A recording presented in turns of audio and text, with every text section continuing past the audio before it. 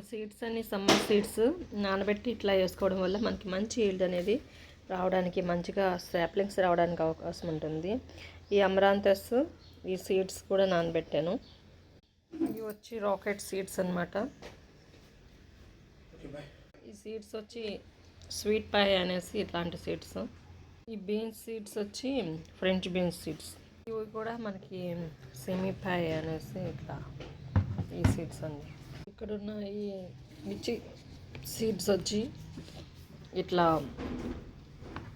Yellow colour మిర్చి seeds అనమాట.